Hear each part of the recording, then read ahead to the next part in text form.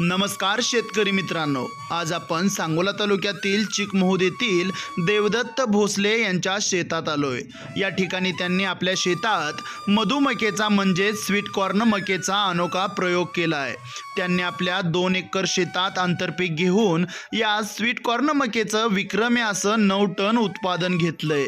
चला तर आपण त्यांच्याकडूनच या पिकाची संपूर्ण अशी माहिती जाणून घेऊया। नमस्कार, मी देवदत्त भोसले, MSc ॲग्री आहे, कृषी पदवीधर। तर शेतीमध्ये आता आपण आमच्या सांगोला तालुक्यामध्ये तसं पाहिलं तर डाळिंब हे पीक महत्त्वाचं होतं आतापर्यंत, पण डाळिंब मर आणि तेलकट डाग सारखे प्रॉब्लेम आल्यामुळे डाळिंब बरंचसं नष्ट झालं। तर अशा परिस्थितीमध्ये ज्या भागामध्ये आता ऊस होतोय त्या ऊसामध्ये एक नवीन पीक म्हणजे मधुमका किंवा स्वीटकॉर्न जे अतिशय चांगलं पीक आहे आणि कमी कालावधीमध्ये येतं आहे आणि ते ऊसामध्ये आंतरपीक म्हणूनही लावलं जाऊ शकतं आणि माडी मका म्हणजे सोल क्रॉप म्हणून पण लावलं जाऊ शकतं।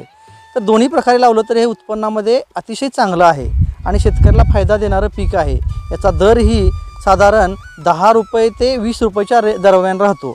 सरासरी आपण 15 रुपये 12 रुपये जरी पकडला तर याचं उत्पादन अतिशय चांगलं आहे, शेतकऱ्याला परवडणारं आहे। तर त्या संदर्भात प्राथमिक असं बोलायचं म्हटलं तर आपण हे मका जी केली आहे आता सध्या जे केले याची लागवड 10 जूनला केलेली आहे। म्हणजे ऊस लावला 5 जूनला आणि त्याच्यानंतर 5 दिवसानंतर स्वीटकॉर्न लावली। स्वीटकॉर्न साधारण एकरी ऊसामध्ये 4.5 बाय 1 फूट या अंतरावर लावली। म्हणजे ऊसाच्या सरीमध्ये एका बाजूला ऊस आणि एका बाजूला स्वीटकॉर्नचे टोकन पद्धतीनं लागण केली। तर ऊसामध्ये लागण करताना याला स्वीटकॉर्नचं एकरी 1 किलो बियाणं लागतं। 1 किलो बियाणं एकरी लागल्यामुळं साधारण 6,500 बियाणं यामध्ये असतात। आपण 6,000 जरी प्लांट रोपं आली असं पकडलं तरी याच्यामध्ये एकरी साधारणतः एका स्वीटकॉर्नच्या ताटाला 2 कणस येऊ शकतात।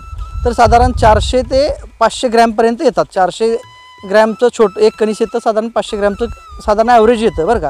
याच्यापेक्षा मोठंही होऊ शकतं, पण आपण सरासरी पकडलं तर 800-900 ग्रॅम ते 1 किलोच्या रेंजमध्ये एका ताटापासून आपल्याला उत्पादन मिळतं। अशा प्रकारे बघितलं तर याच्यामध्ये एकरी 6,000 जरी आपण रोपं पकडली, 6,500 बियाणं असतं त्यापैकी, तरी एकरी आपल्याला आपण 12 टनापर्यंत जाऊ शकतो आहे। म्हणजे एका किलोमध्ये 6,000 रोपं आणि 6 टन एकरी आणि माडं लावलं की 2 किलो बियाणं लागतं मोकळी बाहेर। तर त्याच्यामध्ये 12 टन उत्पादन निघू शकतं। पण आपण ऊसामध्ये लावल्यामुळं हे अंतर जास्त वाढल्यामुळं याच्यामध्ये उत्पादन यावेळेस आम्हाला 9 टन मिळालेलं आहे 2 एकरामध्ये 2 किलो बियाण्यामध्ये। तर याच्यामध्ये जेवढं अंतरावर लावावं आपण 4.5 बाय 1 फुटावर लावल्यामुळं आपल्याला याच्यामध्ये प्रत्येकी 2 कणसं मिळाली। सरासरी 2 कणसं मिळाली तर एकरी एका ताटाला 1 किलो बियाणं आपल्याला वजन मिळालं। आणि हे स्वीटकॉर्न हा अतिशय शेतकऱ्यासाठी उपयुक्त प्रयोग आहे।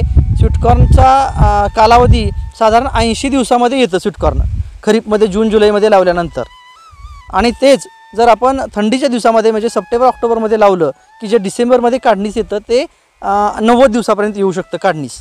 स्वीटकॉर्न हे प्रोसेसिंगला जातं, पर्यटनस्थळी डायरेक्ट असं भाजून किंवा शिजवून लोकांना डायरेक्ट कन्झम्पशनसाठीही दिलं जातं। पण प्रोसेसिंगला जाणाऱ्या फॅक्टरी ज्या आहेत त्या आपल्याकडे करार करूनही शेतकऱ्यांकडून नेत आहेत। तर आपण शेतीमध्ये पाहिलं की ऊस हे पीक तर आहेच, त्याच्याबरोबर आपलं ॲडिशनल उत्पादन देणारं एक अतिशय चांगलं पीक आणि कमी कालावधीमध्ये, जसं की आपण रेग्युलर साधी मका लावली की त्याला 4.5 महिने जातात, पण ही मका स्वीटकॉर्नची जी आहे ती फक्त आणि फक्त 3 महिन्यामध्ये निघते। त्यामुळं ऊसावर ह्याचा फारसा वाईट परिणाम होत नाही। साध्या मकेमध्ये ऊसाच्या उत्पादनामध्ये घट होती, तर हे कमी कालावधीत निघतं आणि फार ऊसाला त्रास देत नाही। आणि एकरी साधारणतः आपण ऊसामध्ये 4-4.5 टन ते 5 टन उत्पादन घेऊ शकतो आहे। 4 टन जरी पकडलं आणि 12 रुपयाने जरी दर पकडलं तरी एकरी 50,000 रुपये आपल्याला शेतकऱ्याला हे ॲडिशनल उत्पादन मिळू शकतं। कारण याच्यामध्ये आपण वेगळं असं फारसं काही करावं लागत नाही, ऊसाबरोबर ह्या सगळ्या प्रक्रिया होऊ शकतात।